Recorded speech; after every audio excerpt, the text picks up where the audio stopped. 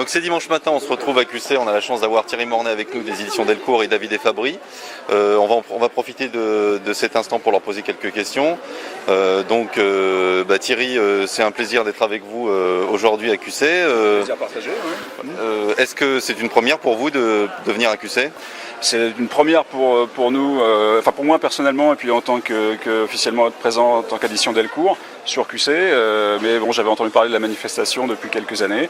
Et puis on a la possibilité cette année d'accompagner David et Fabry, qui a réalisé énormément d'albums et de bandes dessinées Star Wars. Donc on joint l'utile à l'agréable, tout simplement, quoi. Et d'habitude, lorsque vous vous déplacez sur des salons BD, vous prenez l'habitude de prendre, un auteur avec vous ? Alors plutôt que prendre l'auteur, on l'invite, quoi, en l'occurrence, et puis on essaye de passer un bon moment également, et c'est exactement ce qui se passe depuis hier. Les fans sont nombreux, ils sont au rendez-vous, ils sont sympas, ils ont envie de rencontrer David, ils admirent son travail au moins autant que nous, donc tout se passe très bien, quoi. Qu'est-ce que tu peux nous dire sur les collections que tu as lancées au cours des derniers mois ? Est-ce que disons que l'accueil du public a été favorable ?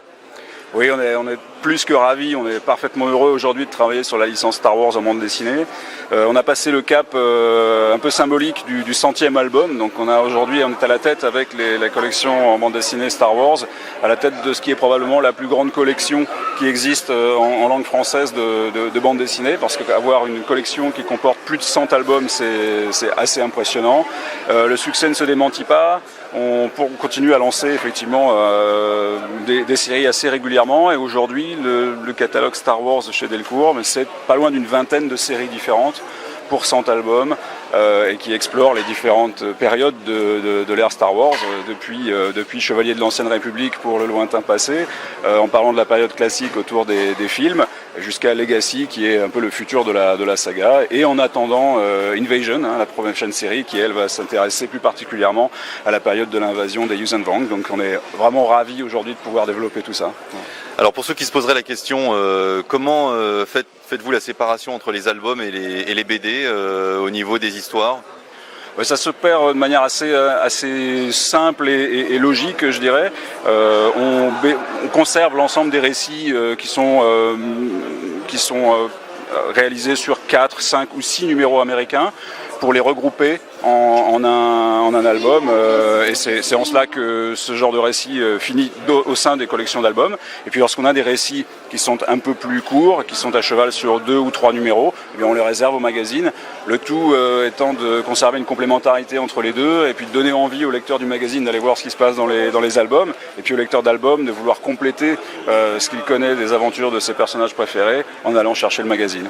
Aujourd'hui, qu'est-ce qu'on peut dire sur les best-sellers des albums ? Qu'est-ce qui se vend le mieux ? Qu'est-ce qui intéresse le mieux le public ?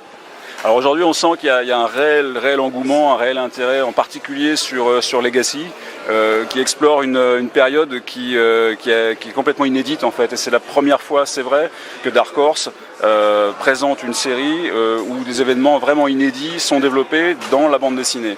Auparavant, à travers les bandes dessinées Dark Horse, soit on explorait des périodes qui se trouvaient entre les films, un petit peu avant, tout près des romans, et pour la première fois avec Legacy, c'est vrai qu'on va chercher une période qui est entièrement inédite pour le lecteur, et là bien sûr ça génère un intérêt renouvelé.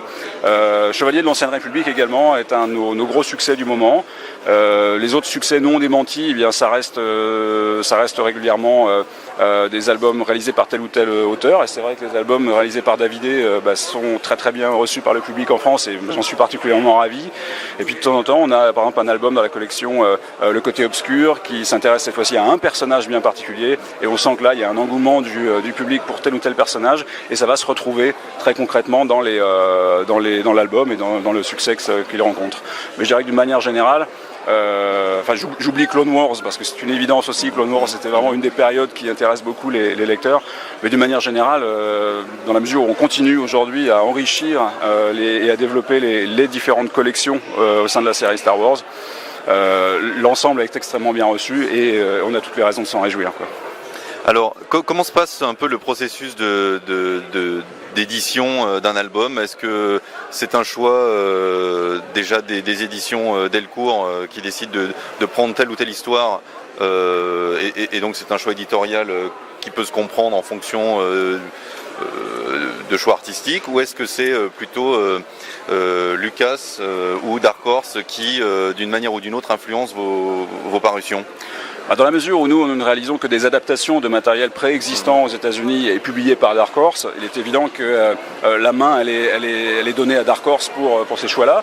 Dark Horse doit répondre et doit faire approuver l'ensemble des matériels qu'il développe par Lucasfilm.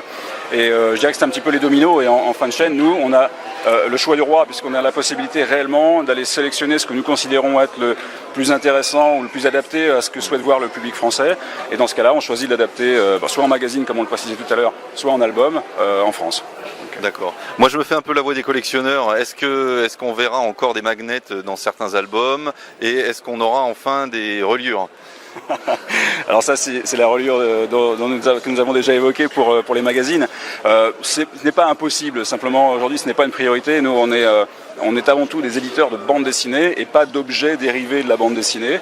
On laisse ça éventuellement à d'autres personnes qui pourraient avoir l'envie de le développer. En revanche, on préfère aujourd'hui mettre notre temps, notre énergie et la qualité de notre travail au profit des albums que nous présentons, plus qu'autour des objets que nous développons, quoi. Est-ce qu'on peut espérer, peut-être pour une prochaine édition de QC, ou peut-être un autre salon, peut-être le salon de la BD, de revoir un dessinateur Star Wars venir faire l'honneur de sa présence auprès du public français? Oui, absolument, on ne dit pas non. Ce n'est pas la première fois qu'on a la chance d'inviter des dessinateurs du calibre de Davidé, et on essaiera de renouveler l'expérience, parce que tout se passe bien d'une part, et puis on a toujours cette envie de mettre en avant le travail de tel ou tel auteur. Donc oui, ça serait parfaitement envisageable. On prend les choses les unes après les autres, donc on va aujourd'hui, dimanche, terminer cette première participation à cette 11e édition, et puis on verra ultérieurement comment procéder. Oui. Alors avant de poser quelques questions à Davidé, j'ai une dernière question concernant les éditions Atlas qui sortent dans 3 villes de France, je crois, une édition pilote des rééditions Marvel. En quoi vous êtes intervenu là-dedans? En l'occurrence, c'est simplement un partenariat, une collaboration qui s'opère, c'est une collaboration tripartite entre Lucasfilm d'une part, Atlas qui est à l'origine de ce projet d'encyclopédie Star Wars, et puis dans la mesure où ils avaient dans leur projet d'utiliser l'iconographie tirée de la bande dessinée, ils nous ont contactés et on est rentré dans un partenariat très très facilement, très simplement, et aujourd'hui on a la possibilité de collaborer avec eux pour développer cette collection. Tout d'abord en fournissant de l'iconographie bande dessinée et qui va accompagner l'encyclopédie elle-même, et puis en développement pour eux la réédition dans des fascicules qui ressemblent aux fascicules américains, des versions Marvel de comics qui pour l'instant elles restent inédites chez Delcourt, mais qu'en l'occurrence nous pourrons envisager de rééditer en volume en archive plus tard. D'accord, donc si les éditions Atlas finalement ne sortent pas ce projet, ou finalement le sortent, parce qu'on espère, quand on est amateur de bande dessinée, on peut imaginer les avoir en album ou comme vous dites, en archive, dans des volumes plus importants. Oui, tout à fait. Dans un cas comme dans l'autre, qu'Atlas les sorte en encyclopédie, ou bien que le test ne soit pas positif et qu'il ne le sorte pas, ce qu'on ne souhaite pas, parce que c'est vraiment un projet intéressant. Au final, nous conservons la possibilité, nous, Delcourt, de publier en archive ces épisodes, donc on est parfaitement ravis, quoi. Voilà, donc c'est ce que retiendront les amateurs de BD, c'est qu'ils auront toujours l'opportunité de posséder ces vieilles BD que certains s'arrachent sur eBay. Oui, remasterisé, nouvelle traduction, nouveau lettrage, c'est du tout bon. Ouais. Bon, merci Thierry pour ces quelques mots. On va poser quelques petites questions à Davidé. Bonjour. David, I can ask you the question in English if you prefer. So, what is your feeling about the French people here? How was the day yesterday? For me, it's a good place and a good situation, because I like to draw for the French people. Is a nice situation, because I am Italian, and in Italy my work is not published, and in French, yes. So I have a lot of fun of Star Wars in French, not in Italy. It's very fun. But I am very, very happy for this situation. Yesterday you spent hours to draw little drawing for people.